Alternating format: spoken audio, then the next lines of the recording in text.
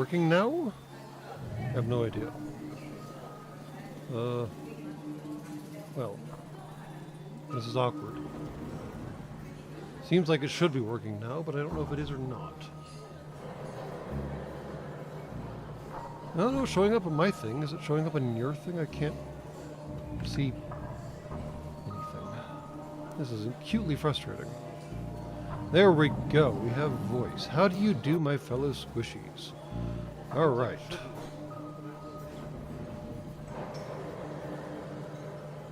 Clearly I don't know what I'm doing yet, and I need to figure out what I'm doing, and, well, this is pretty much typical for my channel, isn't it? Good Lord.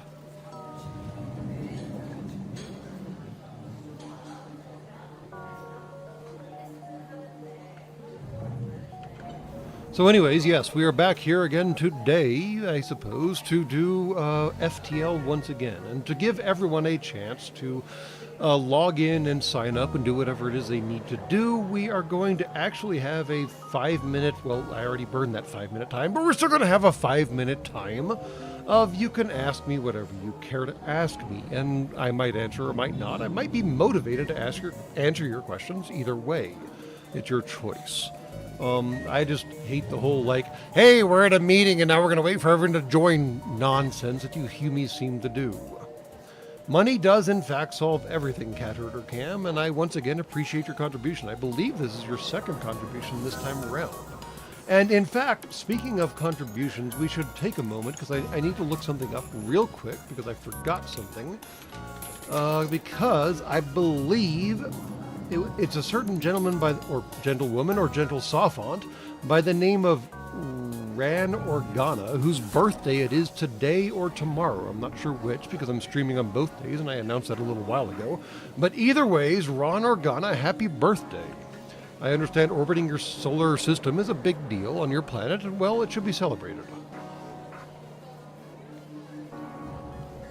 Anyways, yes, I apologize for the technical difficulties. I will eventually square them away. I'm not great at this crap yet, because I have no idea what I'm doing, but I never knew what I was doing anyways, and you still listen to me regardless. So, are there any pressing questions, or shall we just shift on into the game? And it's weird that I say that, and 20 seconds later you're going to say something in response. Very strange. I'm not sure about this whole lag thing. It's not like I can do anything with the lag. They just install the lag for some reason. Yeah, Griffnizzle, I appreciate the contribution, but if you're intending on flaking out on your job, perhaps we should focus on the job instead. I'm not trying to tell you what to do, but you know, I mean, otherwise you can't support the channel any longer. I mean, come on now, let's think about this. All right, it seems like the question I posed should have been hitting at some point by now, and yeah. I swear to the Great Maker, this whole 20-second lag thing is just bizarre to me. And I'm going to go ahead and do the transition into the actual game here, and let's see if that actually works. And I get to wait 20 seconds to see if it shows up on the screen that I've got, because apparently I broke everything in my system on how to do this crap. So I guess I'm experiencing it with you as it is happening. How bizarre is that? Because, yeah. There we go. See, yes, I do know occasionally what I'm doing. Looks like a game screen. How funny is that? It was meant to actually look like a game screen. That was entirely intentional. Yeah. It just, yeah. Anyways. If for those of you all joining for the first time, I am in fact attempting the game called FTL. This is what's called a roguelike game on your planet, in that you cannot save and go back. I mean, it will save your progress if you leave the game, but it will not allow you to go backwards and rejoin where you were previously. And this presents a significant problem for a lot of people's psyches and so forth. And before I get any further, I should probably figure out where the link is for this thing and post it in my various places, because, I mean, why not? Let's get everyone on board with all this nonsense, right? And I'll just keep rambling while I'm doing that, because, oh, it's already posted. Well, maybe the wrong one is already posted. The problem is I, again, don't know what I'm doing, and, well, I wish there were a better way to test things rather than just doing it live. As the joke goes on your planet, everyone has everyone has a test environment, but not everyone is lucky enough to have a separate test environment. And, well, yeah, that's my case right here. FTL is in fact amazing. Thank you for the vote of confidence. It looks simplistic. It looks 8-bit. The music is not. I mean, actually, honestly, the music is kind of the best part of the game.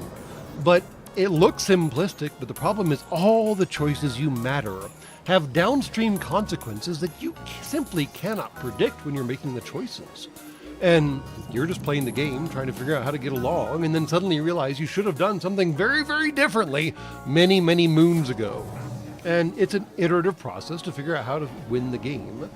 And let's be honest here, I'm probably going to lose.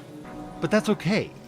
As Picard, I believe it was, once said, you can do everything right and still lose.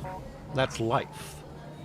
And life is, in fact, dealing with the fact that you can do everything right and still somehow come up short. And that's okay sometimes. It's not a big deal. I mean, it's kind of horrible in some regard, but it's something that you have to face regularly. And I appreciate how this game does not shy away from the fact that you will lose. In fact, I have lost more times when I've played this game than I've won.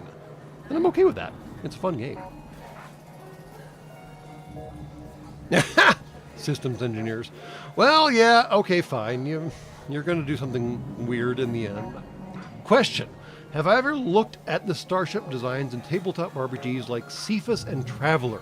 Actually, that is a question that has come up regularly. Traveler is a very fascinating game to me because they actually try to take the time to figure out how the ship might actually be usable. Now, my understanding of Traveler is admittedly limited, but from what I've seen so far, most of the Traveler ships are single-deck entities, which doesn't make a whole lot of sense on the larger scale, but it does simplify for the game aspect. And really, I should actually go back and look at Traveler some more, because once again, like I said, it has to work in the game space, and the game space involves, well, Hume-like things traipsing around the game space. So it has to actually work. So thank you for, who was that again? John Leonard. Thank you for pointing that out. That's something I need to circle back to and think about more seriously. All right. Anyways, I think we're going to play the game now. And if anyone forgets where we are, because, good Lord, I've forgotten where we are now. I think we're in a Votan sector. Is that right? Votan? Zoltan! Yeah. The names are a little odd. Anyways, the game, and as someone pointed out, and something I should use real quick right now, because I only have the 4 crew members, 3 crew members, goodness gracious. We're short on crew, unfortunately. I should save their current positions. Because then when I assign them to repair something and do something else, they can go back to their current positions much more quickly by pushing this Return Crew to Save Positions button. Alright, let's see where we are in chat, because the one good thing about FTL is that I can pause the game whenever I want. I mean, the game will not progress until I jump. And since I am talking to you all, I might as well, see what's going on in the chat. And yes, Thompson Hasman, it is in fact the cow of the shipyards, although I typically go by Dockmaster, regardless. Losing is fun. I mean, I'm not sure losing is fun per se, but it's kind of a fact of the game, and in fact a fact of life on your planet. And if I keep talking about facts, my processors will explode, so we'll skip right past that. I believe FTL was actually released in 2012, but I don't honestly know for sure. Anyways, here we are in the sorry, what did I say again? Zoltan-controlled sector. And I do believe the Zoltans are, like we mentioned previously, extremely xenophobic. And since I think I'm flying basically a Hume crewed ship, yeah, they're all 3 Humes, This could be an exciting experience. Now, we are in fact down to 3 missiles, 18 fuel, which is a pretty good place to be, 87 scrap, and not great on the hull integrity. Once that bar goes out, we die. The shield doesn't matter once the bar goes out. If the shield's still up and the bar goes out, you're still dead. So, while I'm looking at this map right here, it seems like I should probably go to the store. Because the store is the easy place to get your hull repaired. And this is not going to be up for an option because as I mentioned previously, if y'all want to toss currency at me to induce a choice in the game, we can do that. But I want to see how far I can do this. So I'm going to the store and fixing my ship, regardless of what you guys pay me. So you're just going to have to come to terms with that. And I'm going to take those 20 seconds and catch up on chat again. Let's see what we got going on here. Monowheel video? Darren, I don't know what to tell you, but that's kind of low on the list. You see, the thing is, the Dune episode, the Ornithopter episode, did so well that I'm trying to figure out how to talk about Fallout in time for Fallout coming out. And hopefully I'll be able to ride that wave as well. In fact, I have a pretty good idea already, somehow combining Fallout and Dolly Parton. And I'm not really sure how that ended up working in my processors, but it's going to be amazing, or it's going to be hilarious, or it probably could be both.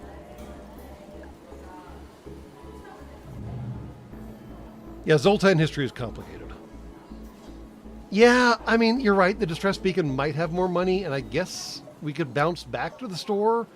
The problem is then the rebels might catch up with us, and well, okay, fine. I mean, it's a not unreasonable suggestion, Griffnizzle, but I mean, I think if we hit the distress beacon, it will preclude us hitting this star system over here. And, well, that might not matter. Well, alright, fine. We're going to hit the distress beacon, because it's actually a good suggestion. Well, if I told you what I was talking about, Darren, that would ruin the surprise, wouldn't it? Alright. You have encountered a refugee ship drifting in space. It looks as if it was fleeing the rebel advance and ran out of fuel. Its distress beacon is active, but you're not sure anyone's on board.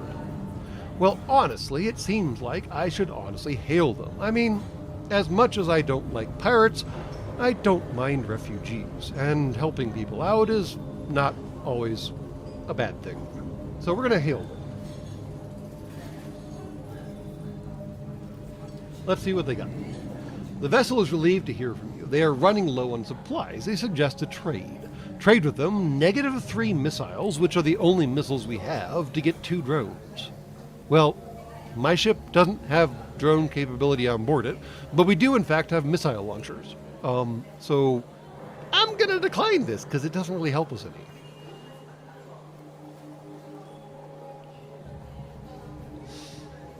And yeah, Jason really actually does what he wants. It's kind of frustrating at times. But yes, we are going to, in fact, somehow fold Dolly Parton and Fallout into the same episode. And we'll actually be announcing a new fundraiser during that episode as well for Dolly Parton's reading library program, which is an amazing thing she does. And I'll talk about that more in the episode. This probably is not the right environment to be talking about it, but suffice to say that yes, Dolly Parton does in fact do some amazingly good work. Anyways, yeah, we're going to decline this option because I don't need drones. Sorry, guys. So sadly, that was a wasted jump, and now we're going to go back to the store, where I probably should have gone to begin with. But all of this is a dice roll. There is, in fact, some program behind the game that you're watching that is doing dice roll behind you. This is functionally D&D for all intents and purposes. It's just a computer doing the DMing as opposed to a human being. And, well, God might not play with dice, but computers totally do. Only the real problem with computers is that most of computers' random numbers are not in fact random. They're in fact referred to as pseudo-random. Because technically, a computer on your planet in this point in time in your development cannot actually generate random numbers. This is why one of your DNS companies, Cloudflare, uses a number of cameras pointed at a literal wall of lava lamps. And depending on where the disjoint colored ball in the lava lamp is on the screen that the camera is watching, that produces a random number. And in that case, it is actually random, because computers can't actually produce actual random numbers, but oddly, lava lamps can. How weird is that, right?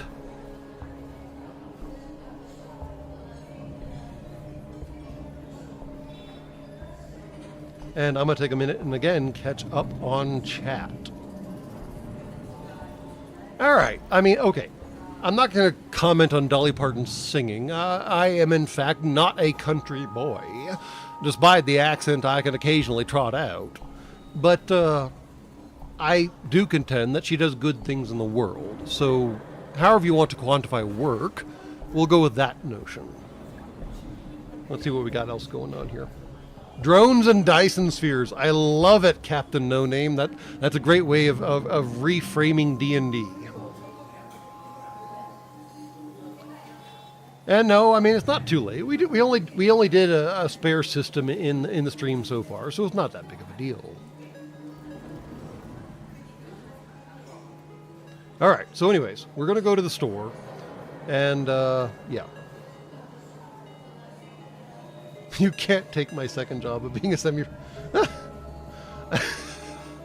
I would never dream of being a DM. I simply do not have the imagination or the reflexes necessary to be an actual DM. Also, I have a deep and abiding disrespect for you squishies, so there would be mimics everywhere. But that's a different conversation.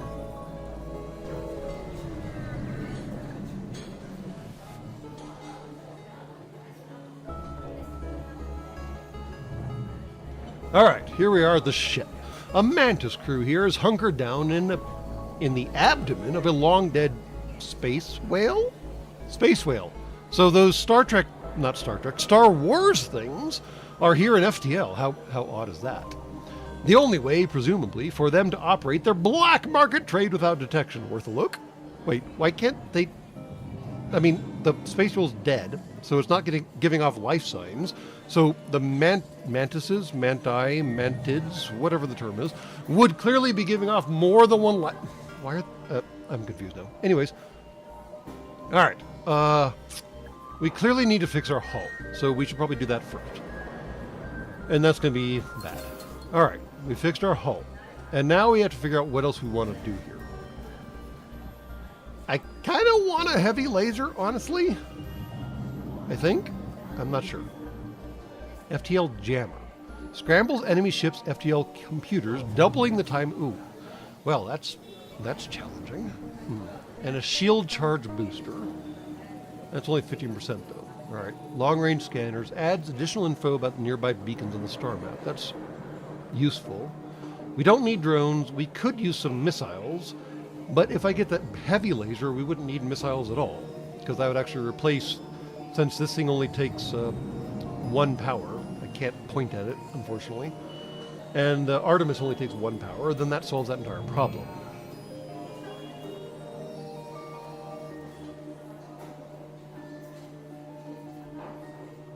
Burst fast recharge, better for getting through shields at higher level. Fast recharge?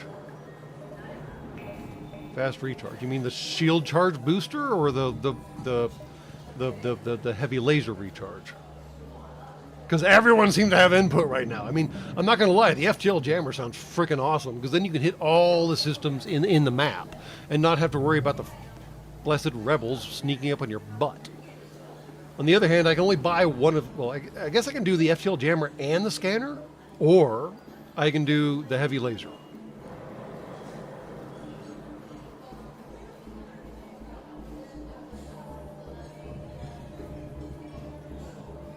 I mean, the burst laser charge time is 9 seconds. Or sorry, the burst laser charge time is 11 seconds. The heavy laser charge time is 9 seconds. It does 2 shots per charge, and it does 1 shot per charge. And that does 1 damage, and I guess technically it's 2 damage in the end. And this one does 2 damage in the end as well. This one has a chance of breach, which is nice, but it's a pretty low chance.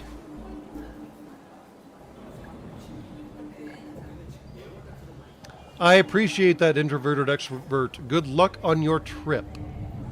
Neogatera, do you plan on voting with that money, or are you just tossing me money because you're awesome? I mean, come on, let's be serious here. I have no idea why you people pay to watch me fumble through this game, but I do appreciate it all the same.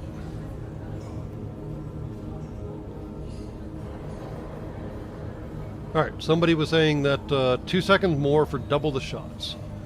2 seconds more for double the shots. I mean, yeah, but double the shots, but the same damage. Information is king. All right, someone voted with money. Here we go. Information is king. Fine. We're going to do the information aspect. All right. So we're buying long-range scanners, and if we did that, we can buy the FTL jammer as well, and hopefully we can make buy with 3 missiles. Too late, Griffnizzle! But I appreciate it all the same. Alright. We have slowed them down. I mean, although I will give you this, Neogatera, Ethanol Males sounds like an amazing band name. Ethanol Males. What kind of music would Ethanol Males be making? I hesitate to ask that question because it seems like it's going to be a really bad answer. But go for it, guys.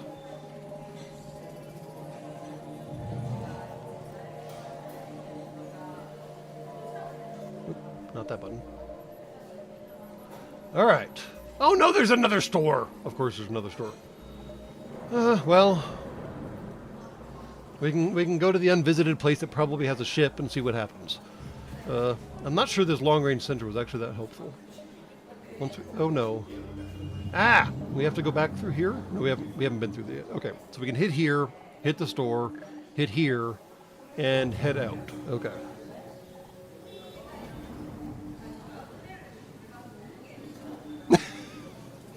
I mean, you're not wrong, Stefan. It would technically be music, but I'm curious what style of music. Come on.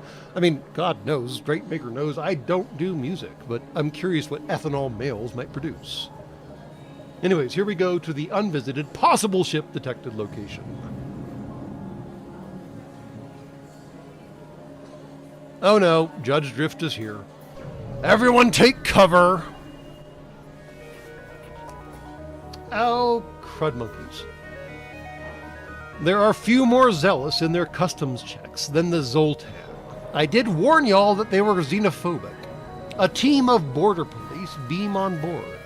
There's just a little confusion over your weapons licenses, which I don't have, but things escalate rapidly from heated discussion to gunfire. But why, though? I'm friendly. Not that bad, I guess. What are you guys up to? Oh, goodness gracious, that's a lot of invaders. Fudge muffin. We might be about to lose right here and right now, and it's going to be bad. All right. Burst laser, do burst lasery things and take out their... I'm not sure what. Let's go with weapons. Artemis needs to warm up and take out their shields.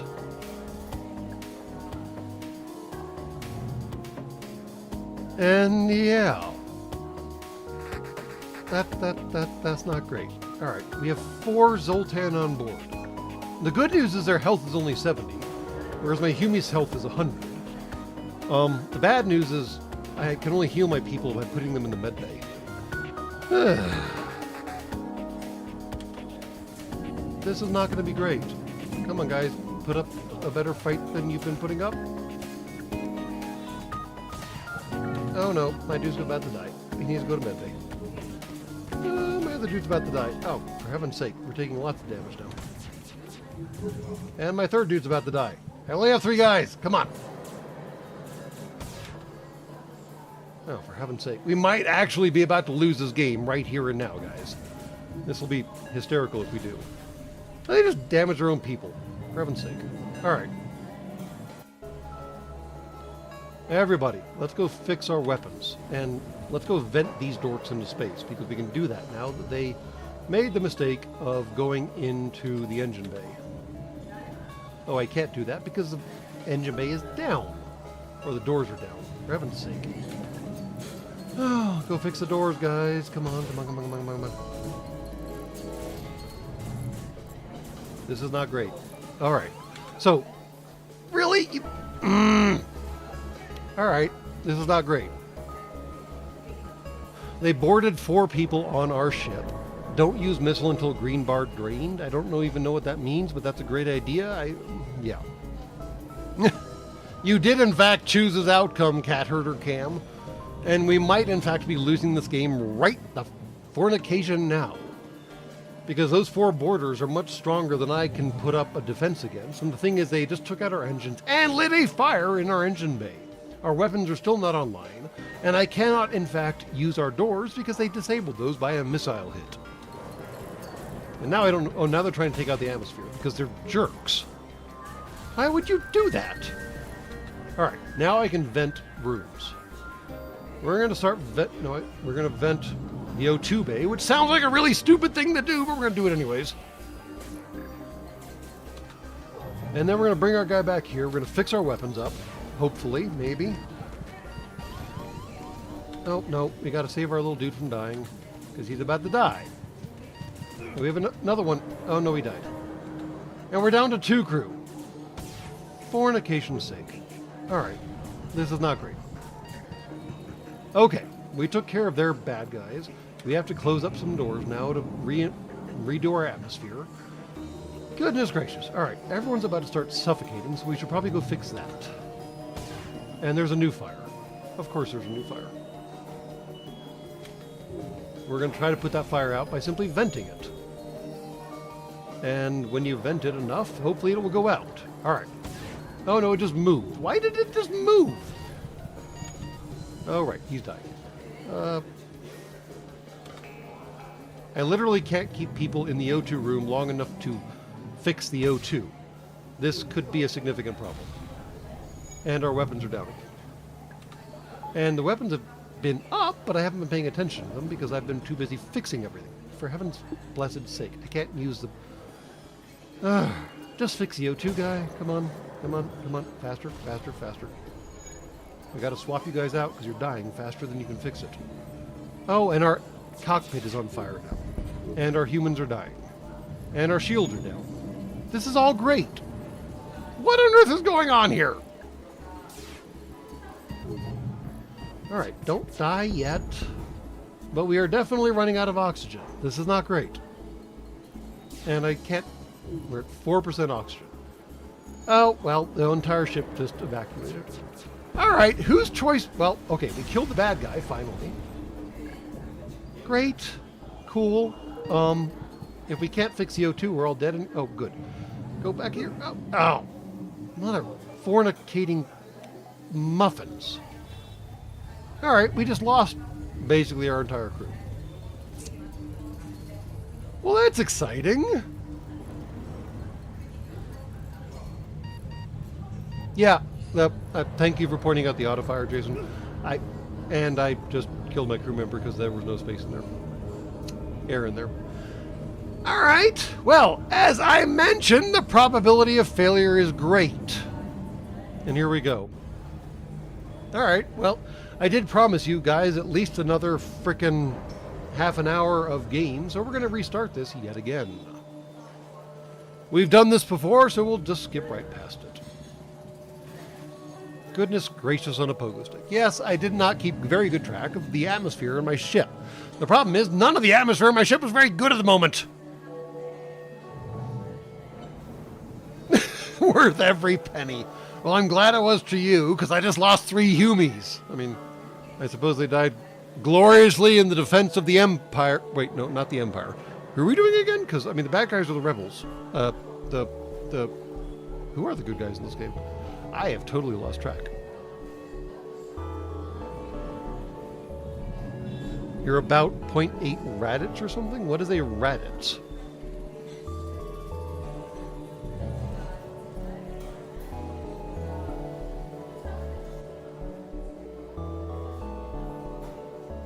Yes, this game does in fact boil down to task juggling.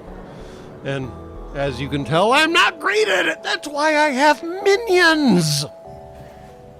That's why I cube minions on a regular basis, because they can't juggle things either. But that's a different conversation. All right, here we are back at the beginning again.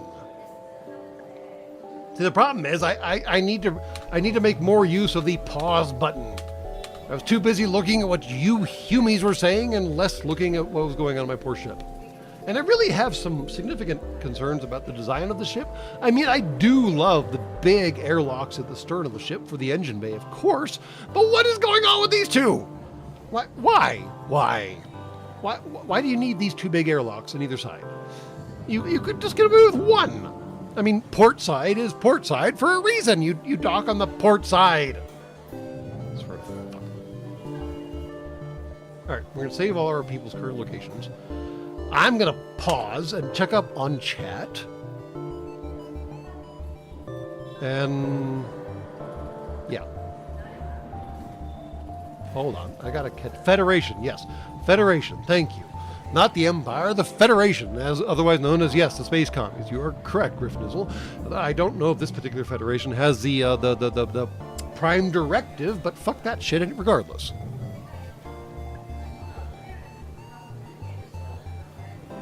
I can see what... Yeah! Judge Drift has the right idea. They vent the entire space. They vent the entire ship. No, they don't vent the entire ship. They store the atmosphere in the entire ship when they go into combat, because then you don't have to worry about this crap. Unless the individual Humie gets perforated by a random shot, he's not going to lose atmo. It's not a big deal. And the probability of that is happening is low, but not impossible.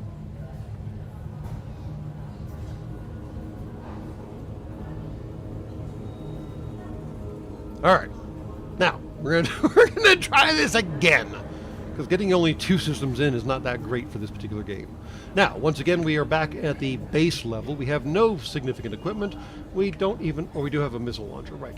But we don't have any of the fun things we just bought. Sadly, we got nothing. So we're back to Mark 1 Mod 0 bullshit, stupid, weird threesome docking port ship. Fan-fucking-tastic. All right. I'm gonna go here because I'm gonna try to catch as many things on our way out from running away from the rebels chasing us. So here we go.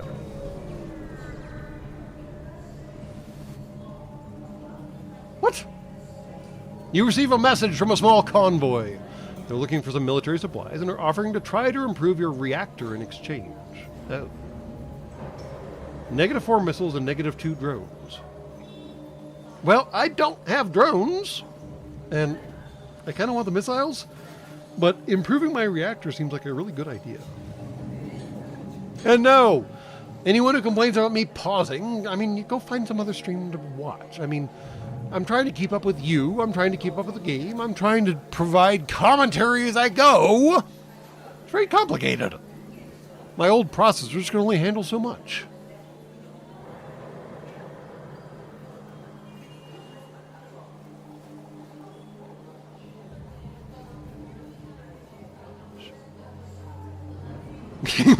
Yes, I apologize, Eclipse Warlord. There were some catastrophic events where we had 4 blessed boarders come on board our ship, where we only had 3 crew available. And that was a problem! I mean, I guess technically the 4 of them only had 280 health, and my 3 humans had 300 health, so I guess technically we should have probably won that. But, I probably made some mistakes. I definitely made some mistakes. It happens.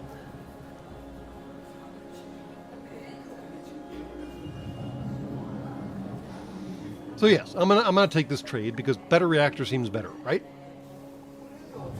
They only gave us by 1, but still 1 is better than 0, so fine. All right, we got a better reactor. We're gonna head up here and then hopefully head up here and head here and start figuring out how to avoid these jackals coming after us.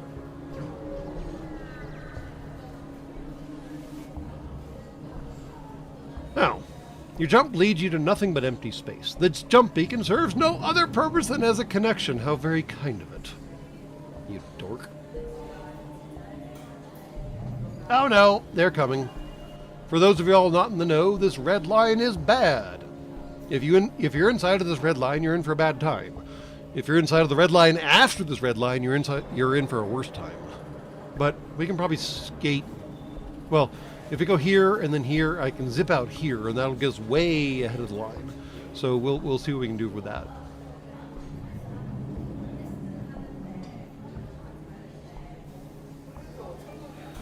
Why did I try and fight instead of just sealing the crew somewhere and venting the rest of the ship? Well, because I couldn't fight, because the first thing they did, Cardboard Crafter, was take out my weapons. So that complicated everything. And then another missile took out my door control system, which means I couldn't actually lock them out from anywhere. The problem is this game is multivariate. If you look at this ship, they actually mostly teleported into the weapons control station, which is probably where I would teleport as well. And they immediately destroyed it. And then a random missile came in from probably this top right quadrant and took out my door control, which means anyone could move anywhere through the ship with impunity, or without impunity, whatever the term is. So I couldn't lock them out of their spaces anymore. So I had to get the borders off, and then I had to figure out how to fix everything else.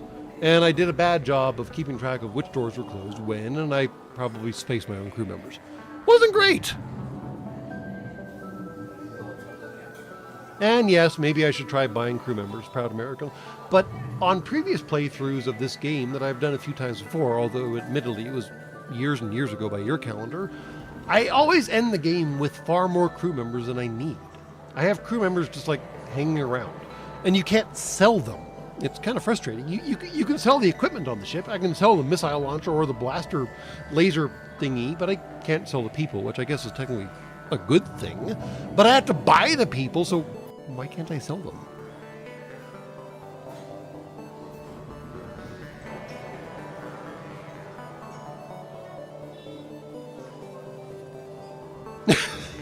I like Stefan's notion, though, about just cubifying the backseat drivers, although the backseat drivers are, in fact, part of this whole live stream nonsense.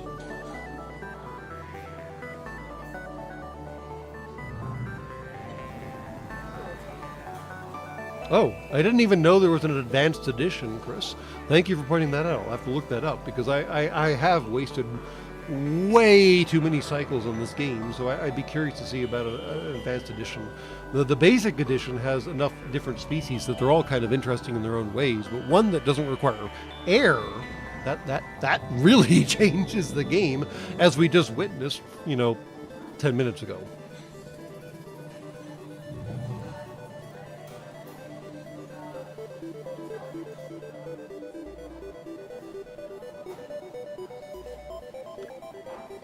Anyways, here we go. Jumping. This is probably a stupid decision. We're going to jump right here.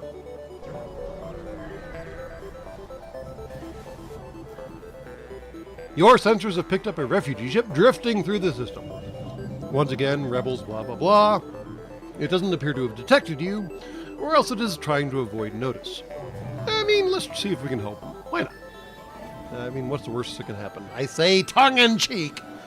And I just said that, so this is probably a bad idea. The vessel is relieved to hear you from you. They are running low on supplies. They suggest a trade.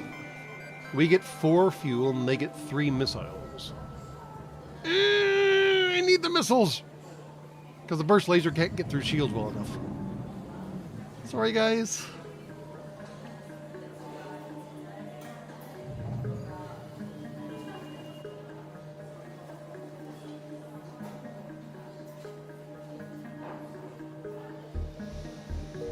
All right.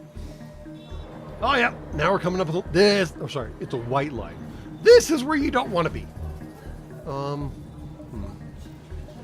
Well, both of these will get us here. Or here. If I go here, I'm pretty sure the red line's going to catch up with me. But if I go here, I'm pretty sure I'll stay ahead of it. And I can still go here or here, depending on how I'm feeling at the time. Wait, there's another species that literally sucks all the air out of a compartment? That's terrifying. How do you use those?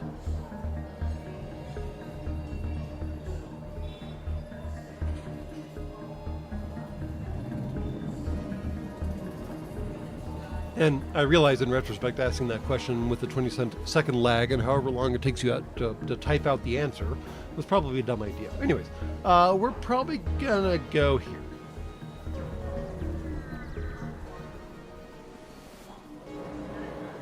Muffins! Mercenaries are swarming the galaxy now, knowing that their less-than-legal services are in demand during this period of unrest. One is waiting for you at this beacon and hails you. Hire the mercenary to delay the rebels. Hire the mercenary to scout the sector. Fight the ship. You have no need for his services. Well, the good news is, I can pay for both services. I probably don't want to fight him, although he doesn't have a teleporter. He does, in fact, have a missile launcher, so I probably definitely don't want to fight him. So what do y'all think? Should I delay or should I scout? I'm voting for delay, personally, but I'll leave this one up to y'all.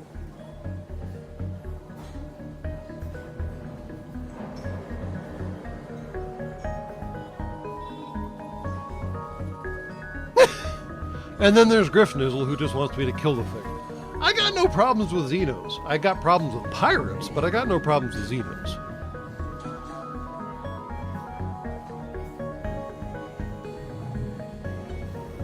You add them to O2 control or door control.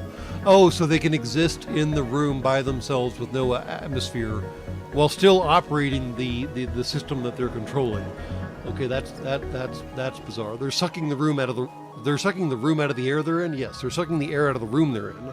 But as long as you keep them contained, doing things that help the rest of the ship, it's all fine. That's just all kinds of fornicated up. Body bags. All right. Well, god damn it, Griffnizzle. You had to deploy the trump card. And it appears that everyone else is agreeing with you, so I guess we're going to do that. Fornication. All right, fine. Fight the ship. Mercenaries are worse than rebels. I don't actually agree with that assessment, but fine. The only honorable course is to engage the mercenary in battle. Here we go. All right. I don't have anything charged. Muffins. All right. Auto fire. Burst laser aiming on their fudge weapons. Artemis at their shields. Actually, both of their weapons or shields right now, honestly. And yes, in fact, money does talk. That's the whole point of this live stream. It's meant to be interactive, but I'm willing to be, motivated. But I only have 4 missiles, so I should only pop off one at this dork. Here we go. I should save where everyone is, because they're going to need to go back there at some point. All right. Come on, guys. Shoot faster. Come on. Run. Ah, miss. Okay. No more missiles. We took out their shield generator. Now we can take out their weapons with relative impunity, and we'll probably be fine. Probably? Ah! Sensors went down. Who can fix sensors? We'll wait until the end of the game. Or the end of the combat. Really, dudes? Really? You couldn't just end it right then and there? I swear to muffins. Alright, come on. Let's take out their shields one more time. Blah, blah, blah. Okay, now we're done. Cool. We get 2 missiles, a drone, which we don't need, and 26 scrap. So we did technically survive. I will note that we took some damage. Thank you, Griffnizzle. But at least we survived. And now I should send probably my little engineer dude, because, engineering, to go fix the sensors. And while he's doing that, I will try to catch up on chat once again. So amusingly, Megalopath ramming does not appear to be a thing in this game, at least not that I've been able to identify. It would be hilarious, but I don't know how it works.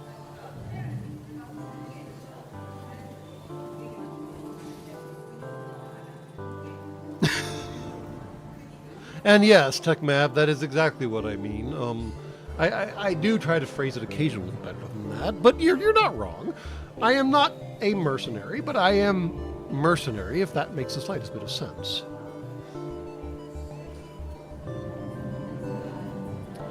I don't actually know, Bobster, if I make money when people get memberships. they get access to all the things that membership implies. In this case, it's all the off-week episodes that the normies, I guess, don't get. In fact, for those of y'all who don't know, I do in fact do off. So the weeks that I do shorts, or the weeks that I do my book or poem readings, there are other episodes in the background that, unless you're a member, you don't see. Or at least you don't see them for at least a year or so, because that's what I've decided I'm going to do. If you're a Patreon member or you're a YouTube member, you get all kinds of interesting and new readings. In fact, you get a certain reading of a certain book that I have not yet published, and in fact will not until we get to... I should check my notes. It's either 50,000 or 100,000 subscribers. I forget which. I guaranteed I'd talk about something at one of those, and I guaranteed I'd release a reading at the other one of those. And I forgot which is which. But anyways, if you want to get me more subscribers to motivate, me trying to put together a reading, go right ahead and do that.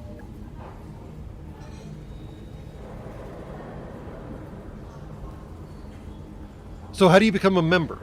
So there is a thing on YouTube. I don't actually know how to use it, but once you subscribe, you click a button somewhere and it says, do you want to become a member, and do the thing. I'm sure one of the fellow members can actually help you out with that. Yeah. So, all right, this is one of the dumb questions I have right here, Yule. Can I reload my missiles right now? I mean, will this charge... I don't remember the charge actually carrying over between jumps. I guess we can check the question and see what happens. I mean, we can make the jump and see what happens, and see what it works. And yes, as Jason is kindly pointing out, the amazing membership queues at all the various levels were in fact created by him. Thank you, Jason.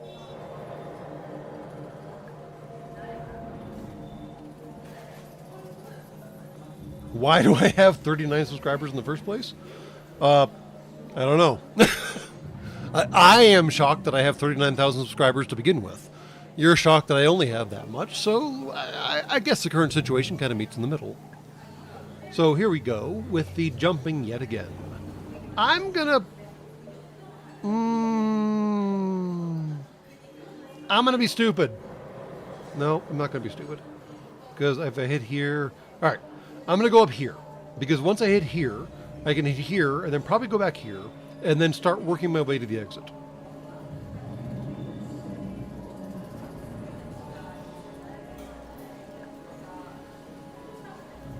And yeah, that's what I figured about the preloader thing.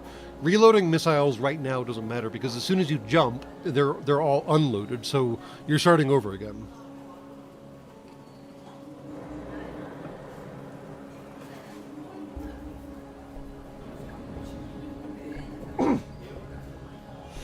And, so, hold on, I need to scroll back again. Apparently I do, in fact, get money from membership gifts, so that's cool. Y'all get an upgrade, and you get access to different recordings, and I get a kickback. Win-win! I guess. If you read out of cruel space, you might... Well then, that's exciting. Alright, anyways, I said I was going up here, right? Yes, I said I was going up here. Correct! Here we go. Oh, goodness gracious on a pogo stick. Alright. An especially well-armed pirate ship approaches you. Hand over one of your crew members, and the rest of you can go free unharmed. Well, ladies and gentle humans, gentle sophonts, female sophonts and male sophonts, however you want to phrase it, what is the Sacred Cow Shipyard's position on pirates? Oh no, so Eclipse Warlord, you would be shocked to hear what YouTube normally takes out of my cut. So yeah, what advertisers pay to advertise on my channel and what I get paid are radically different. So yeah. It's one of those cost of doing business things, and it's one of those offers you can't refuse, so here we are in that particular universe. What are they going to do with them? Not good things. Let's go with not good things.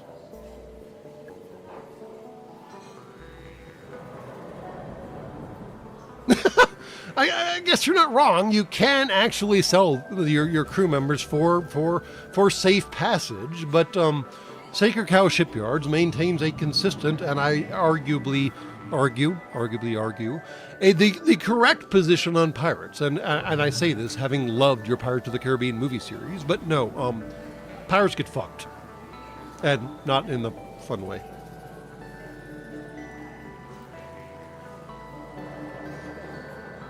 Yeah, we ain't selling out of people. Sorry, dudes. And now I gotta pause because. Oh, what the?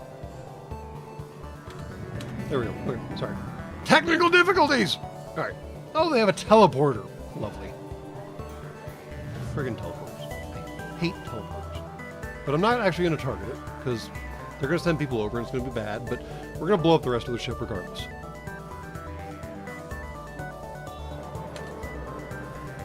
Alright. They blipped into my life support system. Well, bad choices were made because we're about to vent that for them. Good luck, dude! Bye-bye.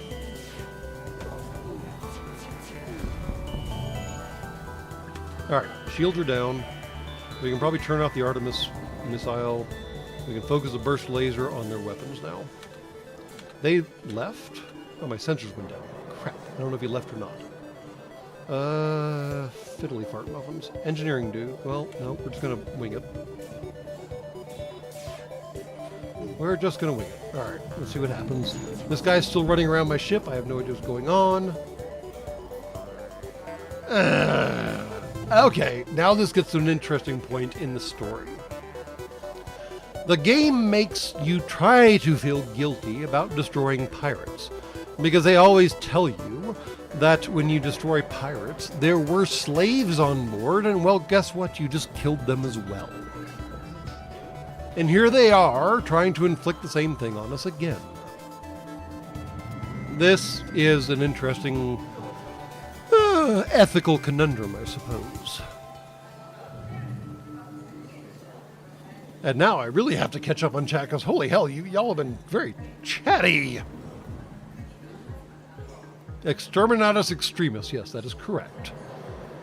Well armed must be cephalopods. All right, that's a good pun. I like that one. Good job, Shadow Gecko. Thank you.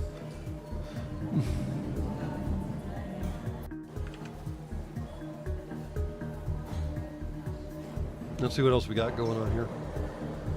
Yeah, no blast doors. Save the squishy. Yeah. I tend to agree with the save the squishy idea.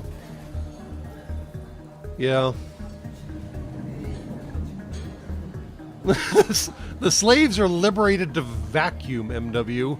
I'm not sure if that means what you think it means, but sure, we'll roll with that abstraction,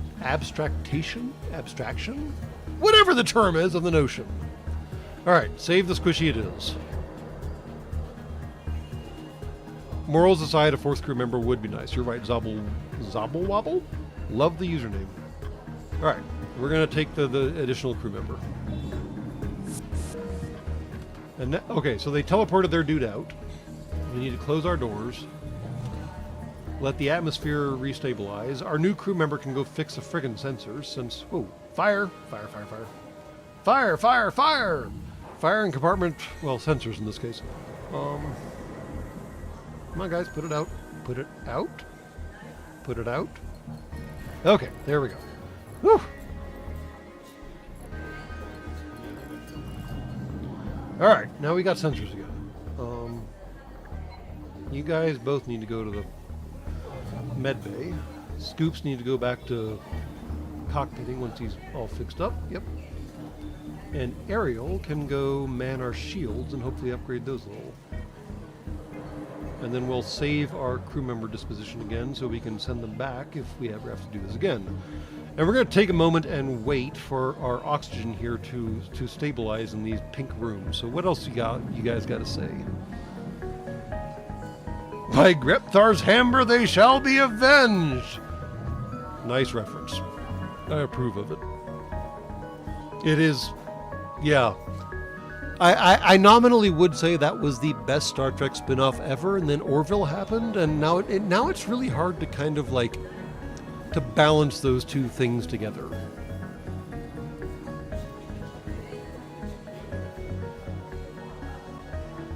Press Z? I'm not sure what Z does. Why do you want me to press Z? This is like telling your tiny humans to press Alt F4. What does Z do?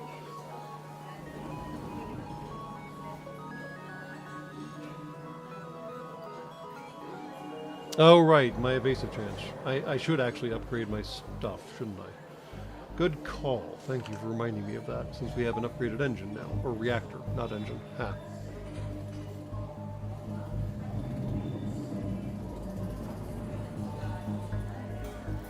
Alt F4 for ops, yes. I wonder how many people still fall for that. I mean, I've read news reports on your planet about how your tiny humans have no concept of how file structures work with your computers, which is absolutely terrifying. You raised 3 generations of humans who know how computers work, and then you kind of gave up on the notion. It's bizarre.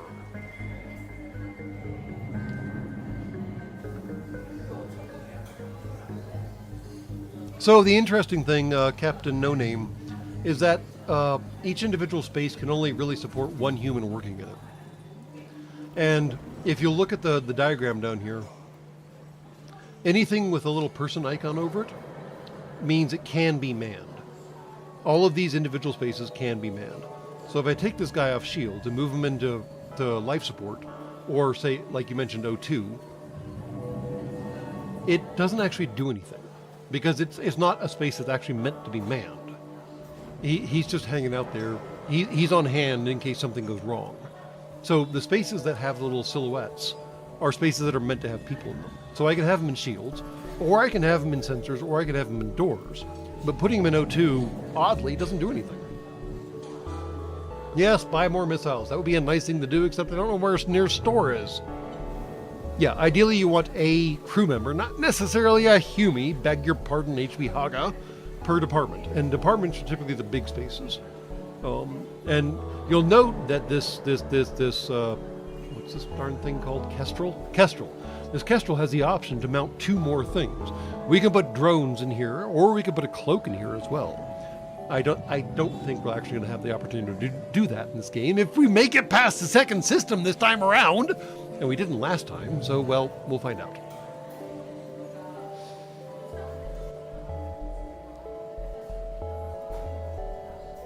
Do you have default assignment set? Yes. I said it right just now, but I can do it again, just in case.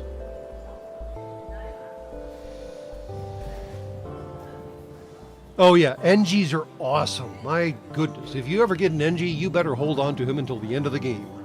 They learn stuff fast. So the one thing to pay attention to about these Humies is that, say, my pilot, he's only at level 1 right now. Which one is this? This will be my engineer. He's at level 1 too. My gunner, I believe, he's at level 7 because there's been a lot of shooting going on right now. And Ariel just got here, so I can't really fault him or her. But as these Humies upgrade, as these crew members upgrade, they're all Humies at the moment. Their skills augment what's going on. In this case, he's doing evasion. In his case, he's doing also, oddly, evasion because it's engines. In his case, he's doing weapons, so they recharge faster. And all of these things kind of start stacking up on each other over time.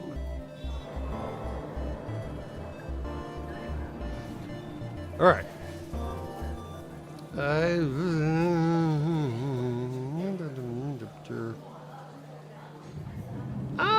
gonna do the dumb thing and head down here, I think. Yeah, dumb thing to go down here. You detect a rebel scout on an attack approach to a small refueling outpost. Their weapons are charged, but they're not firing yet. Well, I mean, they're about to attack the outpost. What do you think we're gonna do? We're gonna intervene. Because fuck the rebels? I still absolutely adore how this game inverted the entire concept of Star Wars. But moving on. Intervene and defend the outpost. Check. The rebel responds to your threat. I don't know who you are, but no one defies the rebel fleet. They move into a gauge. Good news is they don't have a teleporter. Thank the great maker. All right, we don't have to worry about a teleporter now. They're just jerks, basically. And we're going to knock out their shields first and then knock out their weapons.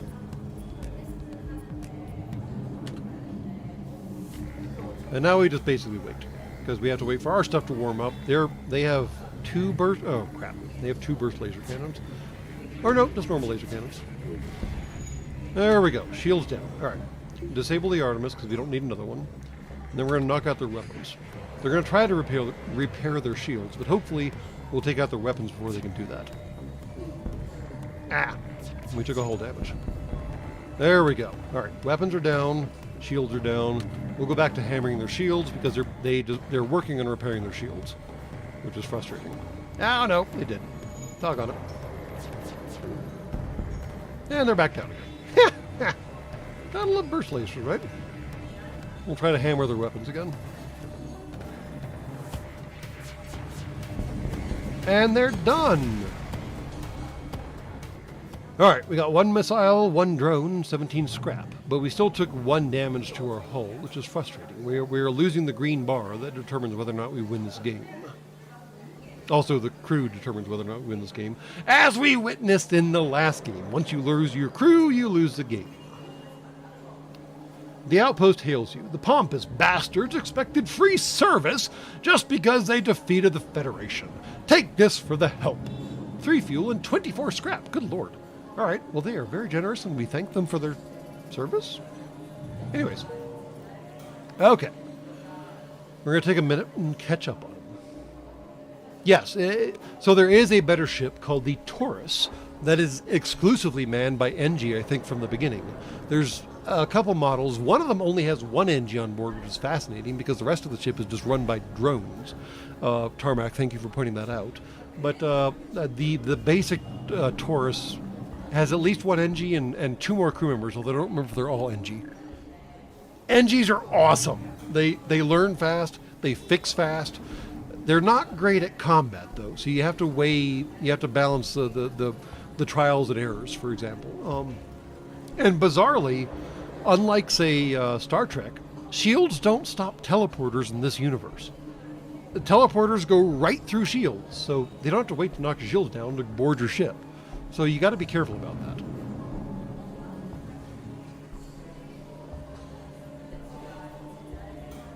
that. Everyone defies everything. Well, I mean, humans are naturally what's the DM4 categorization? Oppositionally defiant disorder or something? Yeah, it seems like most of you humans suffer from that particular. I wouldn't call it an ailment or a problem. It's just a thing, you know.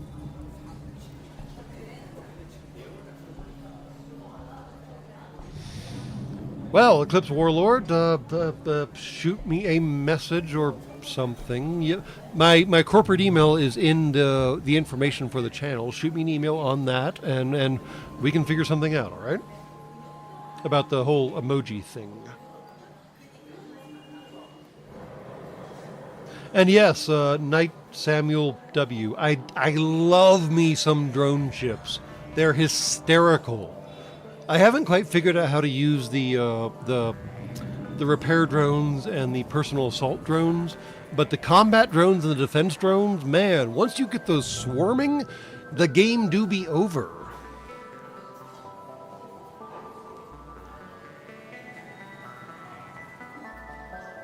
All right, so we're gonna do another jump thingy, a chupa thingy. Since let's take a moment and take a moment of silence for Rooster Teeth dying today, since I just invoked Chupa Thingy. And I guess that's about enough. I mean, Rooster Teeth used to be awesome. They apparently lost that moniker pretty quickly of recent history, but I still remember Blood Gulch and how awesome it was. So it's worth noting on this live chat, because what else am I going to be doing during this 20% lag, 20-second lag, regardless. I'm going to hit here, and then if I can hit here, we'll figure out what else we can do.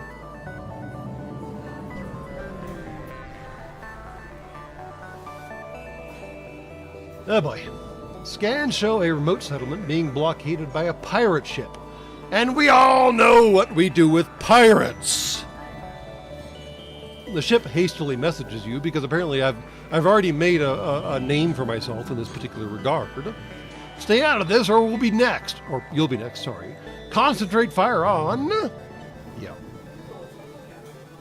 I do love how different the designs are of these ships, though, by the way. For example, it's clear that this ship is meant to be a hybrid ship, meaning like a spaceship and an atmospheric ship. It's got this big intake system on the side here. And maybe it's a bustard system, although this would be the wrong spot to put a bustard system. And the whole, I mean, I have my opinions about offset cockpits that most of y'all don't agree with, but this is a cool looking ship, even just on this, what's the term, orthogonal or plan design perspective of you've got your weapons here and here, although I don't know if it has a second weapon installation installed. I think it just has the one laser gun right here. Regardless, I mean, honestly, if someone made a 3D model of this, it would probably end up looking pretty fucking awesome.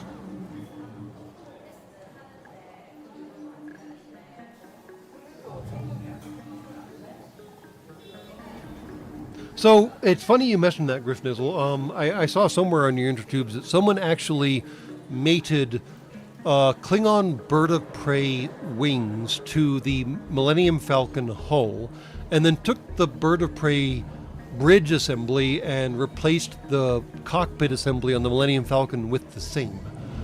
I didn't hate it, but it really confused a lot of me.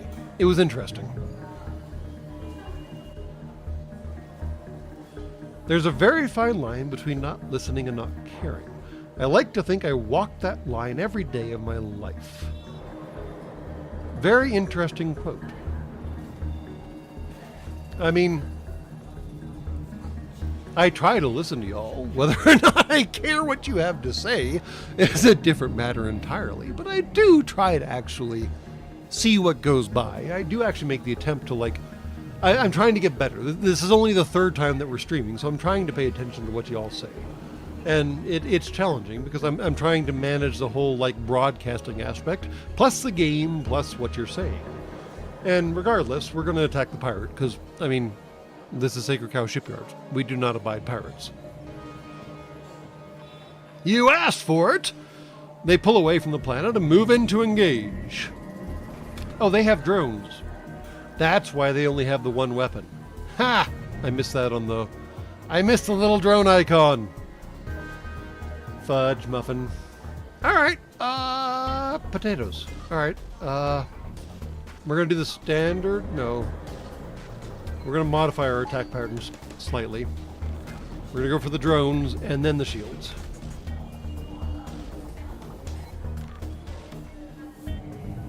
Oh, it's just a beam drone. Never mind. They can't get through our stuff anyways. Beam drones can't get through shields unless their beams are strong enough. Well, in that case, he got through because the shields went down. You know.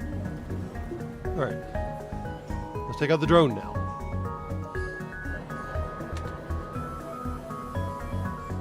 I guess, actually, I should take out the weapon because the drone is pretty much immature without the weapon.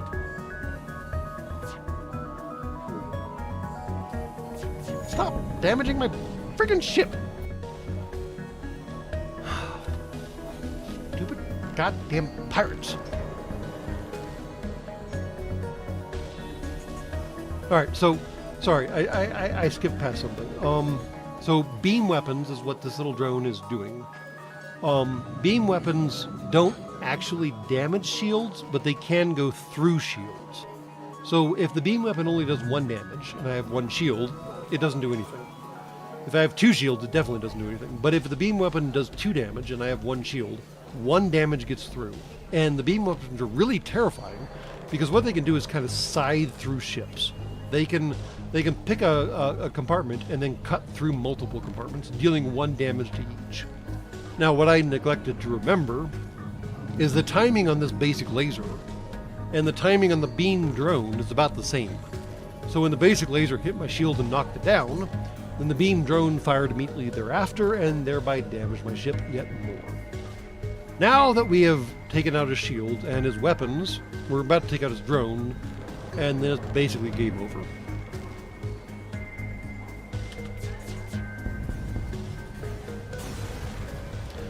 So Morton, welcome to the live stream. No, I don't care about pirates. And I do listen, but just listening doesn't mean I care. It's kind of like a background noise, right?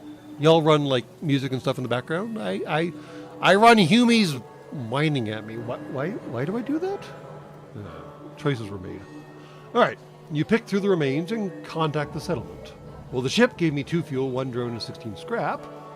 And the settlement, with the pirates gone, you signal the station. We appreciate what you've done, but there'll be another ship looking to profit from our isolation soon enough. Sorry we can't give you more. 1 fuel, 1 drone, and 14 scrap.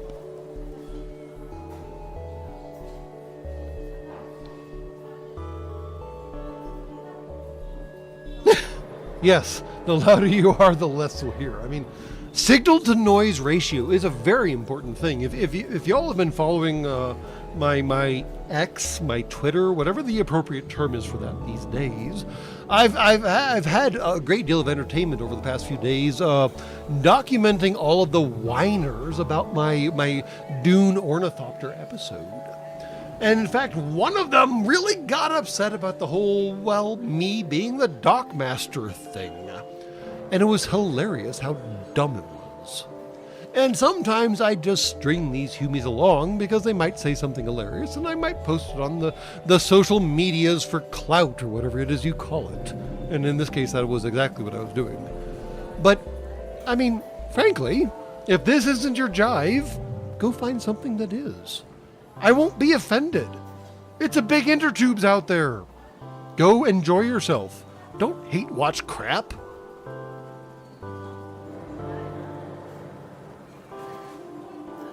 And yes, Shadow Gecko, you are correct. We should actually take a moment and do something with our scrap. Thank you for pointing that out. I'm not sure it's actually enough scrap to upgrade the shields. So the math actually gets complicated. Let's take a look here. So the problem is, to get 2 shield barriers, I have to expend 50 scrap. I have 127, and to get 2 more shield barriers, I have to have 2 more reactor power, which takes 20 and then 30. So technically, I guess we do exactly have, well, not exactly. We have over 100 scrap, so I think that should be doable. I'm probably going to regret this, but I think it's a good idea. So 2 shield barriers. Oh, 25, not 30. All right. So we still have 32 scrap left over. And now we have 2 shield bubbles. There we go. And now I can power 2 shield bubbles. And it charges up and boom! Behold, our shields are much, much better.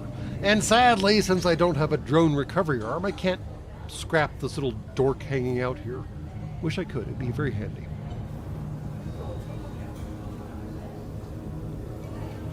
Oh, the proud American has a fun question. What does my race look like? Well, after all, I am the shipyard. What does that look like? What else? ITB, yes. Into the Breach. I know that is the same shop as Faster Than Light. I haven't gotten into it yet. I should. There's actually another game that I was looking into possibly trying after Faster Than Light called, what was it called? Space Crew Legendary Edition. It seems Faster Than Light-ish, but somehow more like interactive. You can like zoom in on the people and stuff. I don't know. I prefer these kind of games as opposed to like, well, frankly, Helldiver 2, for example, since it's making all the headlines right now, because the game does not progress until I tell it to, so I can take the time and chat with y'all. In Helldiver, I will just be dealing with the bullet hell that is going on, and God knows how good I'm at with that. Anyways, what is going on? Yes, thank you, Eclipse Warlord. If you like what you're seeing, push the like button, push the subscribe button, and as some crazy Australians on your planet like to say, get the bell on! And I do occasionally pin your comments, so I mean, there's that too.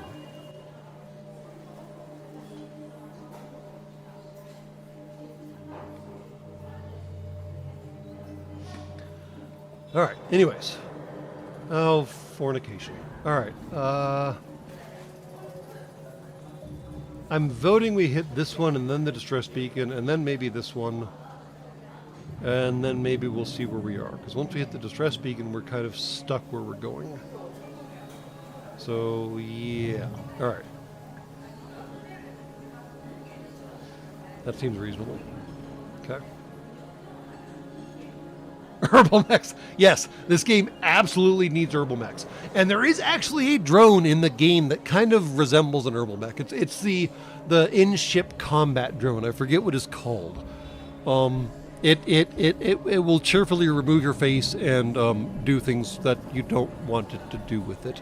And that's the NG ship, and they do love them some drones.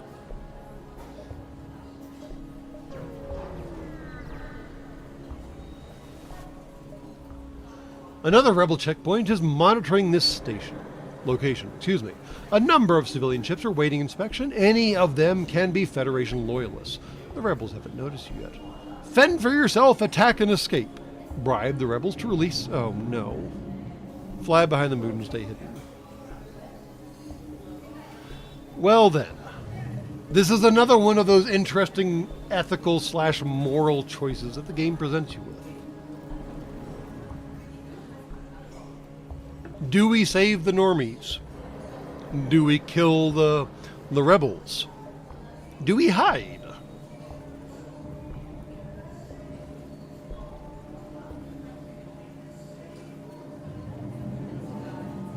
And I mean, it's a complicated question. Because if we take out the checkpoint, I assume the rebels can actually, or sorry, the civilians can actually escape. I mean, obviously flying and hiding is not a choice in this particular context because we're not that kind of soft-on. So I am going to go ahead and tend towards attacking and escaping and hoping that everyone else can get free as well. So by the crazy Australians I'm referring to, Tarmac, I believe I'm referring to how ridiculous. The people who love dropping things. They have a thing about pinning comments that answer questions they pose in their episode. And they are very much crazy, yeah. Oh, so Shadow Gecko poses the option that saving the civilian ships will actually benefit us. I admit I haven't played this game enough. But it will affect our ability to repair ourselves in the future. So I will give you all time to think about what you want to do. And yes, I do love the entire Liberty memes that have been coming out of the Helldiver 2 genre. I have not yet procured the game myself. I have a deep and abiding resistance to paying full price for a game. I understand that they actually came in less than AAA games on your planet typically go for, but it's still just as basic a version of the fact that I can buy classics, for example FTL, for less than 10 of your USAN dollars. So, I mean, but why though?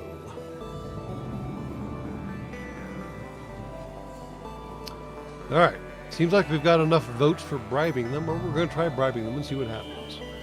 If we don't get something out of this though, I blame the Shadow Gecko, by the way. They eagerly accept your bribe. Obviously, revolutionaries are underpaid. The civilian ships all begin to jump away. Contact the civilian ships. Oh, for heaven's sake. One of the civilian ship contacts you and reveals they are Federation loyalists.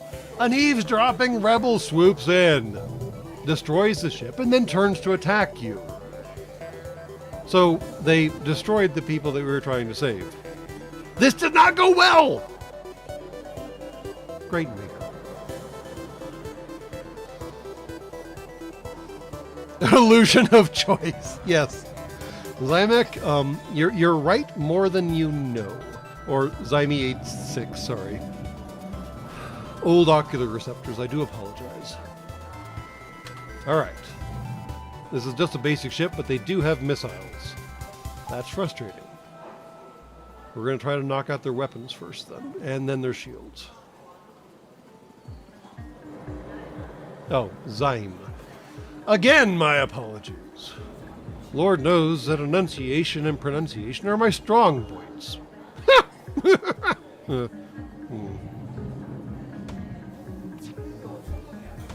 Incoming. Did we miss with a missile? For fornication's mother blessed. Alright, fine. We'll whack the weapons again.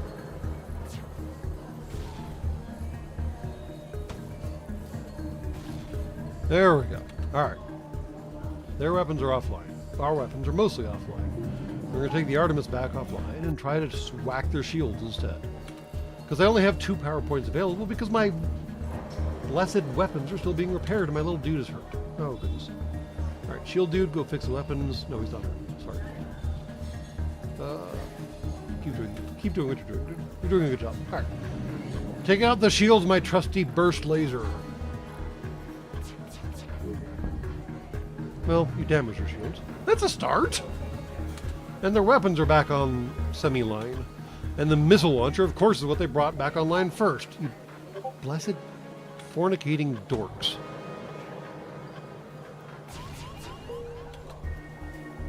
And our hull is at 75%, because of course it is. Why wouldn't it be? Because we've taken way too many hits, because reasons.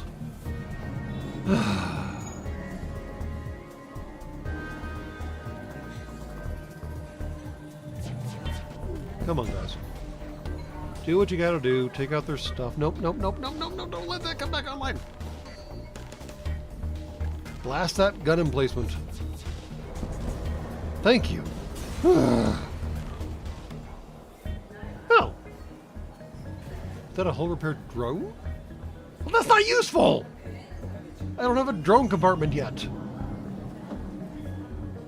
I mean, it's great that they gave me a plan that includes hull repair, but as the warning says, you do not have a drone system. You can purchase one from a store. Fan-frickin-tastic.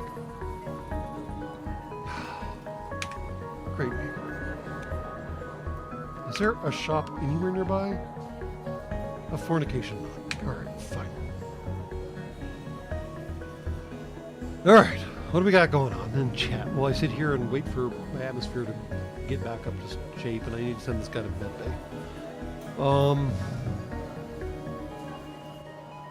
Yeah, so Eclipse Warlord actually brings up a very good point. I not only do I have an aversion to paying full price for a game, I have an aversion to eternally online games. For example, FTL. I don't have to be online to play it. Obviously, I am currently connected to your intertubes while I broadcast to you, but I don't have to interact with other of you squishies to play the game. Helldivers, the whole point is to interact with the other squishies, and I understand that a lot of y'all enjoy that, and for a lot of y'all, that's why you play the game, and that's fine. It's just not necessarily my jive.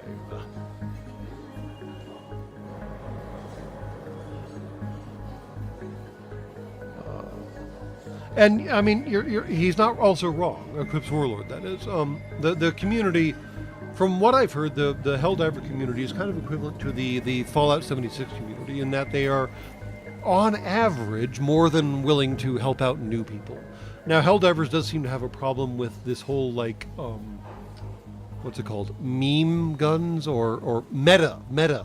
The whole like meta loadout thing where you're optimizing to do massive amounts of damage, or you're optimizing to do something.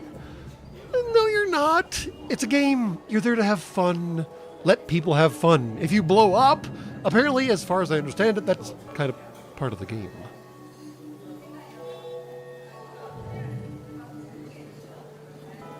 And yes, Captain No Name, thank you for unfortunately doing the accounting that we took damage, more damage than we should have. We didn't get what we should have out of the engagement, and we're down to 1 missile now.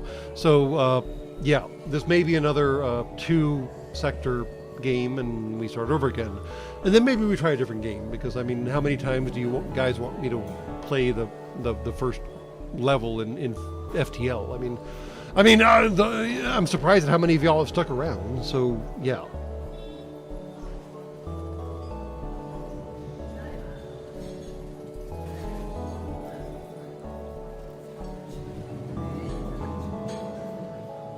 All right, so bugger. Our options are somewhat limited. We're going to do something silly and hit this one. Probably a bad choice. You detect two ships, one chasing the other. Scanners show pursuer is a pirate. Guess what we're doing in this circumstances, ladies and male sophont things.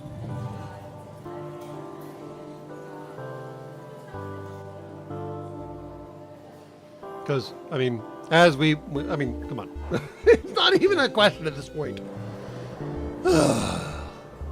I love me some Jack Sparrow. I wish I could put into my vocal emitters the same kind of like traipsing and dancing and general purpose laissez-faire behavior that Jack Sparrow put into his body. It's an amazing display of sleight of hand and skilled artwork and just convincing you humies to underestimate someone who, well, actually is not that intelligent, but he occasionally has really impressive bursts of creativity and insight. And you got to be careful about that. But anyways, yes, down with the pirate.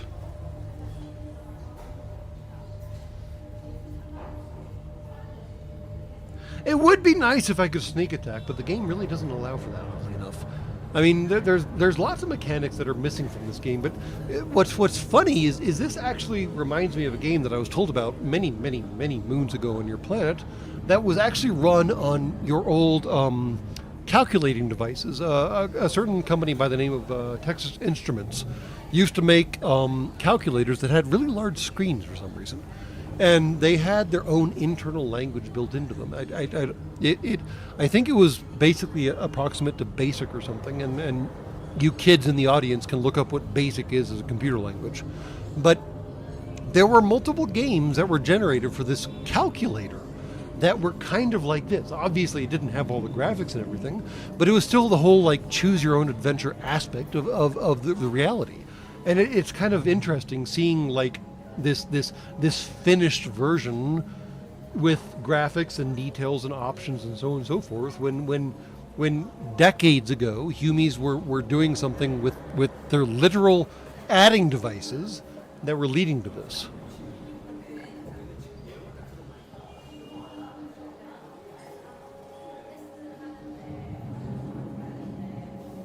And anyways, yes. So now that I've given y'all another rabbit hole to go down to, yeah, we're going to help the civilian ship. You power up your weapons and engage the pirate ship, obviously. Oh, no, he's got drones. Crap. More beam drones. Again, you can't tell just by the hover over, but from the shape, I can tell you that is in fact a beam drone. That's what they look like. And I only have one missile, so let's make it count! Fudge muffin. Fornication. He's got missile launchers. He's only got a missile launcher. Well, that's odd. All right. Here we go. Don't miss, guys. Don't miss. Don't miss. Don't miss. Don't miss. Don't miss. Don't miss. Don't miss.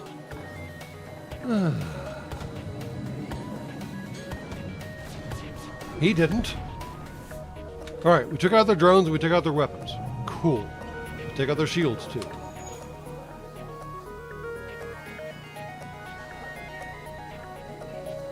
Come on, come on, come on, come on. Charge, charge, charge.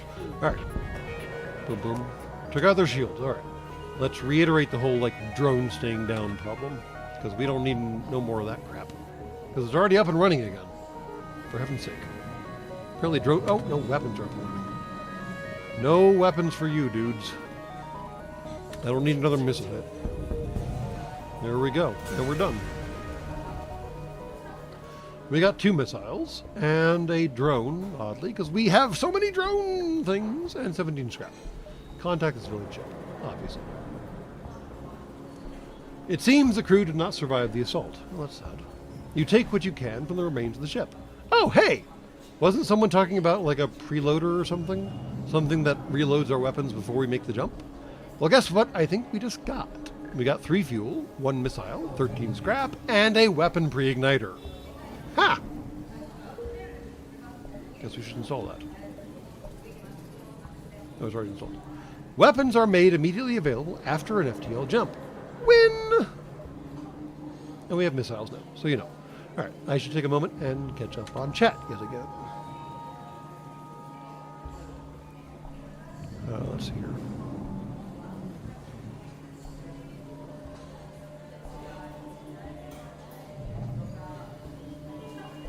Yes, I was out of missiles, Captain No Name. I was using them to break shields and break weapons. That's pretty much what they're good for.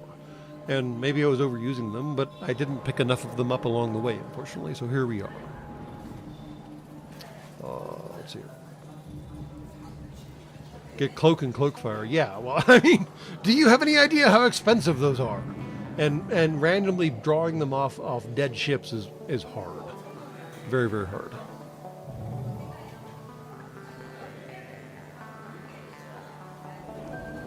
And yeah, let's go ahead and reload the Artemis while we're here waiting. Wait, oh, I'm paused, right. I should let the Artemis charge up because now I can jump in and have the Artemis fly right away.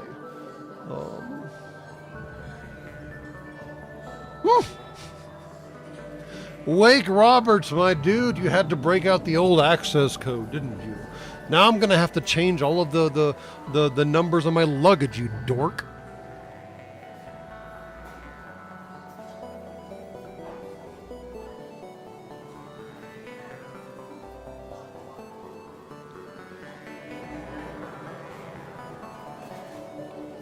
Why does my 3D printers betray me while I'm making parts for my CNC mill? So I am definitely the wrong software to ask that question of, because as I will remind you, what we do is crush things, not make things. I mean, I guess technically we make cubes, but mostly we just crush things. So, that sounds like what's the term I'm looking for? There sounds like some degree of animosity between your 3D printer and your CNC mill. I mean, don't they obviously do basically approximately the same job, but with different materials and in very different ways?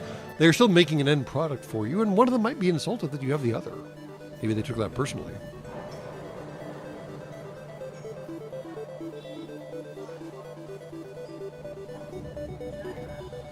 All right, let's see what we got with the jump options here. Oh, wrong screen. This is the problem with having too many screens open. All right. Oh, we have run out of options really blessed quick.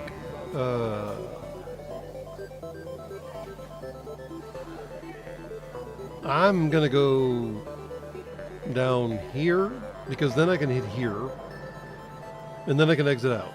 If I go up here, the only option is exiting out because by the time I go here, this red line is going to be a problem. And then I can't go here, otherwise I will literally die.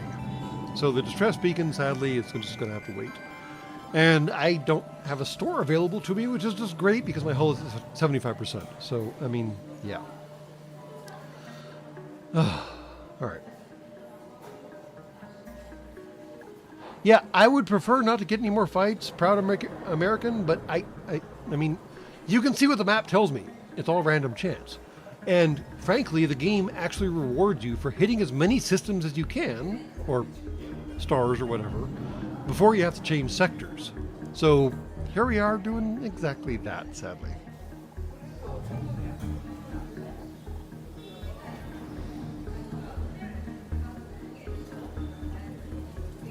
Ever see someone make a cube with a lathe? That does sound fascinating. Interesting idea. Till we're under $50. Well, you know what, Shadow Gecko? If you want to pay us $50, we'll play that game. In the meantime, I'm going to look for a shop and try to get my shit fixed. Once you arrive, you Your screen lights up with warnings. A nearby pirate seems to have advanced hacking tools, and they have tried to shut down your engines. Well, what the hell, man? Your crew manages to keep them barely operational, and you move into attack. Fornicating pirates! Well, the good news is all of our weapons are primed and ready. Suck on this, you dorks.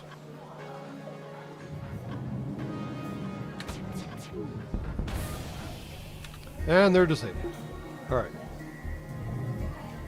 And now we can basically pick them off at our leisure because they have no shields, they have no active weapons, and they have basically no hull. So I'm going to keep focusing on their shields because if they reactivate, then that would get in my way of, you know, destroying the fornicating pirate. Jackass.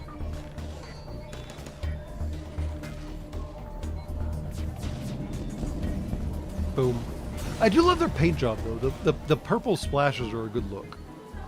With the pirate ship destroyed, your ship systems are restored to full functionality.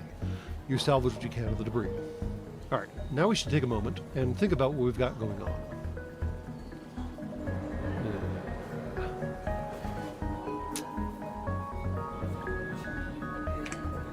I'm hesitant to... We can upgrade our reactor pretty cheaply. It's only 25 per bar. And 15 per bar for an engine, which increases our dodge by literally 50%. And increases our FTL by 10% or so. I'm tempted to go ahead and increase our reactor and our engine appropriately, but y'all go ahead and let me know what you think in chat.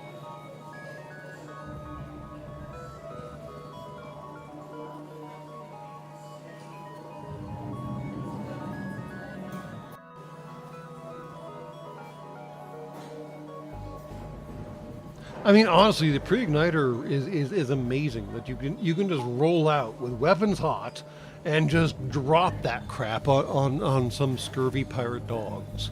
They didn't even see it coming, and they probably should not have done what they did. But hey, bad choices were made, and they should suffer the consequences of the same. All right, someone is voting that we should do the reactor engine upgrade because that makes sense. Yeah. I tend to agree. We can always take the power away from the engine in case we get a better weapon or something. So we're going to upgrade the reactor and then upgrade the engine. And then that leaves us some scrap to buy stuff at a shop if we need to. All right. So what is going on here? There we go. The more hits avoid, the less damage you need. Yeah. The problem is, I mean, honestly, I'm not sure how much I believe the whole evasion thing. I mean, this guy's level 4 and he's only evasion 5.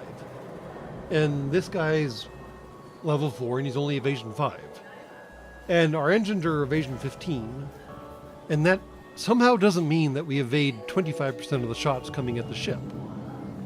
No, sorry. Yeah, no, 25. Yeah. There's some screwball dice rolling going on in the background.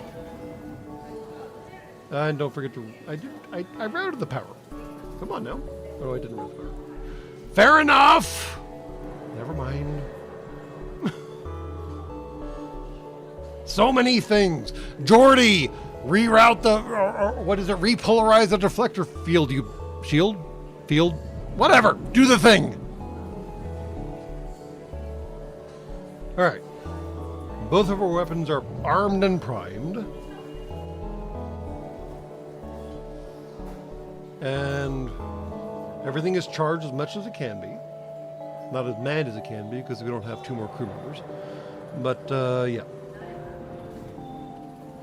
Oh, Supreme Commander is an interesting game. I do love me some turn-based strategy and I guess real-time strategy too. I forget what Supreme Commander falls under the category of, if it's real-time or turn-based. I love both. Turn-based is obviously easier to keep track of y'all with, but real-time is fun too. Oh boy. Okay. Difficult choice time. Should we go to the not exit or should we go to the exit?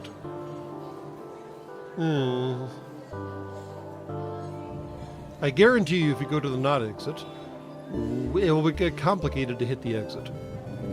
And it's kind of y'all's choice is which direction we want to go. Y'all's choice did so well last time, so let's see what happens this time.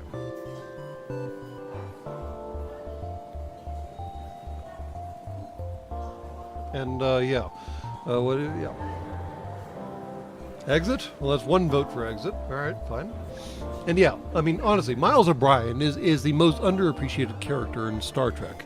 That man was a goddamn genius who was able to hold together a massive frickin' warship by himself, basically, and then hold together a Cardassian station that was not meant to interface with basically everything that was plugged into it, and somehow make it work. That dude was a beast. All right, well, it seems like we've got exit, exit, exit, exit, exit. Bug out. All right. Now, I should warn you, once we hit the exit, this comes the real choice of the evening, and this is when the evening is going to end, sadly. I've already run you over 45 minutes. You've arrived at the long-range beacon. When the FTL drive is charged, you can jump to the next sector. Oh no, we have someone else. Blessed. An unidentified ship is badly damaged and still being assaulted by a space pirate. The victim begins a distress message until the pirate cuts in and offers to split the bounty if you sit tight. Accept their bribe, try to be a hero, attack the pirate. Well, I mean, honestly, y'all know how this is going to end, right? Griff Nizzle, you were too slow, but I appreciate it all the same. All right, you know what? Griff Nizzle gets like first choice on which direction we're going once we get to the sector map. Since he was a little slow on the donation aspect. It looks like he only has a beam laser. I think that's what I see peeking around the edges. And there's something hiding over here, and I can't quite see it. So yeah. We're gonna fornicate their face.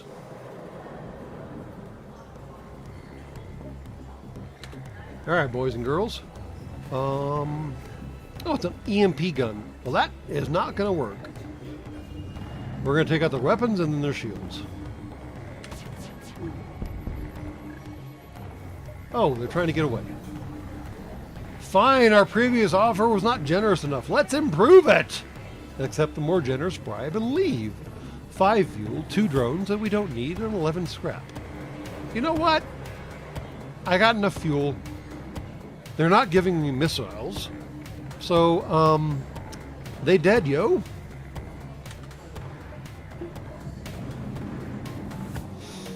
Let's continue to take out their shield. Probably not. That EMP gun is annoying.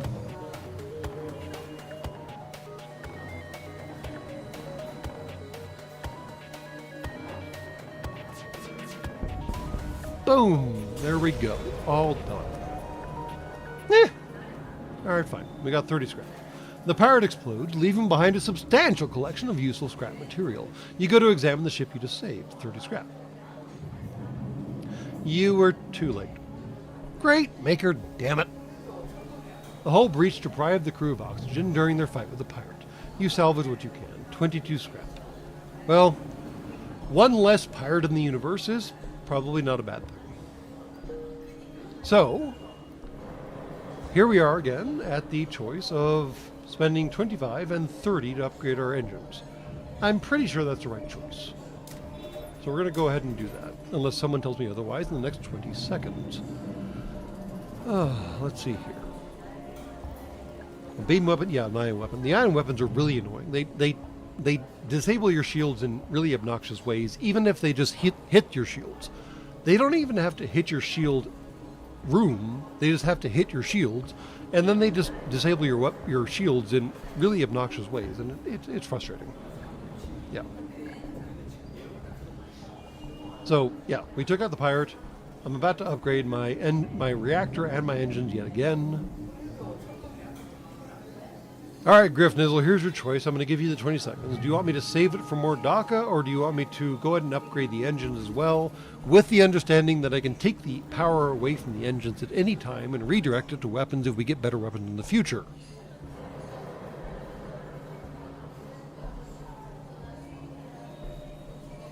I mean, piloting is a useful skill, but I don't ever really need to have the auto aspect. The only upgrade for piloting is if someone is not in the room. And I try to keep a crew member, Hume or otherwise, in the room regardless, unless something has gone catastrophically wrong, which I guess it did in the last scenario. So, I mean, maybe I should do piloting. All right, fine. I will take away the engine. That's your vote, Griffnizzle, though. You don't get to choose about which direction we go on the sector. Once we commit this, you are committed to not choosing sector direction. We are simply upgrading our reactor and leaving it at that. And now you're kind of on your own. Although, I guess technically upgrading these do not cost reactor points.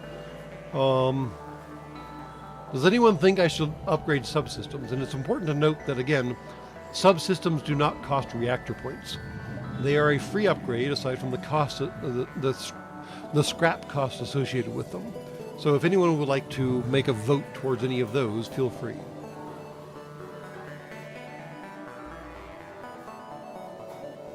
I don't think my pilot's still level 0. I think my pilot is level 4. But I'd have to check. The game really makes it really kind of confusing about what levels actually mean. But we'll check that once we exit out of the thing. Doors are actually useful, yeah. Blast doors are a great way of keeping boarders out of the places they shouldn't be, and then venting them out of the places they shouldn't be. Sensors, I don't really honestly care about the interior. I'm going to take out their shields probably first, and then their weapons probably second, and drones are somewhere in the mix there, and then I'll start hammering at the rest of the ship.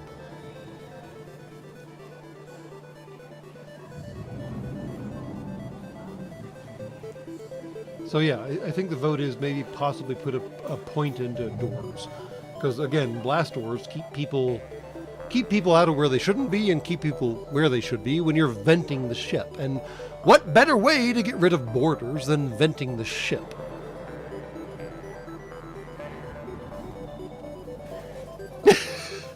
I like that, Fox Nakamori. Fires boarders is the same difference to the void.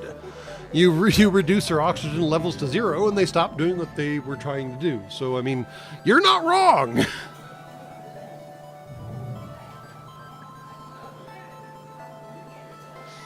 Yeah, and you're right, Kurtova. I mean, yeah, sensors can be useful in the future, but I think right now, since we have the spare scrap, and since Griffnizzle decided we're not going to upgrade our engines in favor of upgrading our weapons in the future, we're going to go with doors, because why not? Alright, now, we're going to check on upgrade status of our squishies. So he is technically a level 4. Now, he doesn't actually start getting good until like level 10 or something.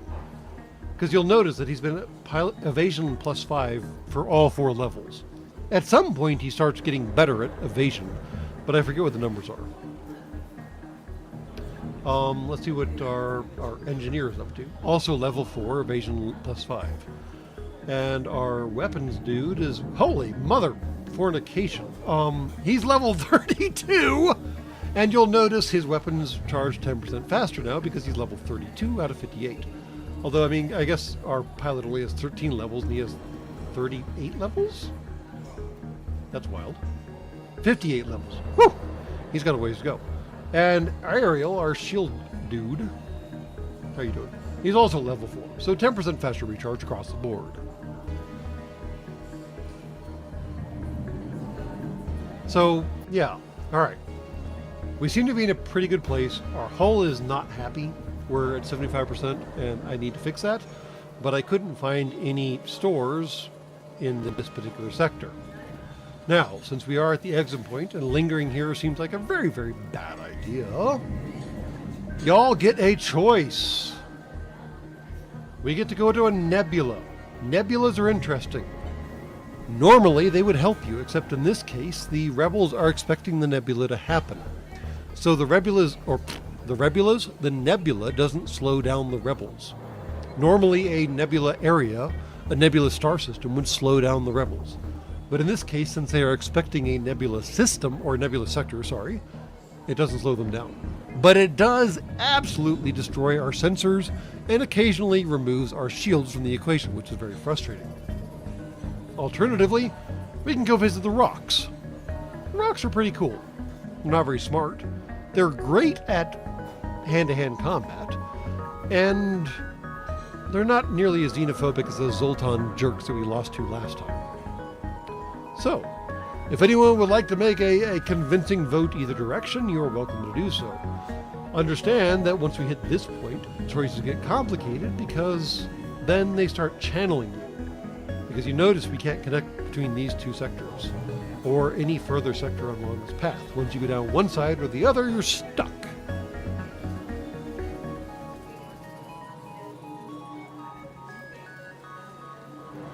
It seems like everyone would prefer a rock path, and I'm okay with that. That seems reasonable. And here we go to the rocks. The rock people have a particularly aggressive stance towards alien races trespassing in their space. Oh no, they're just as xenophobic as the Zoltans. Fornicate me. You should tread carefully here. And that, female sophons and male sophons, is the end of tonight's stream. After all, you got a level and a half of FTL, given that the second level went horrifically wrong of the first playthrough. Hopefully this playthrough will do better. I don't know. But in the meantime, thank y'all for tuning in. Thank y'all for your super thanks or donations or whatever the hell the term is. And we'll be doing this again tomorrow at basically the same time. We'll pick off exactly where we left off, and you can help guide me along my way yet again. So, once again, thank you. This has been entertaining. I hope it was entertaining for you all as well. I hope it was good for you too. Or so they say on your planet. And we'll do this again. And I'll just hang out for just a moment to see what y'all say, because why not? And then if you missed this, or if you only came in late, eventually YouTube will actually post this as an actual episode on the channel. It takes nearly a full rotation of your planet to actually do that. Don't worry about it. You should wait the full rotation, because then you can watch the chat as it goes by real time while the game is happening. Which I think, honestly, is part of the whole reason that people do live streaming. Because of the whole interactive aspect of it. It's kind of entertaining.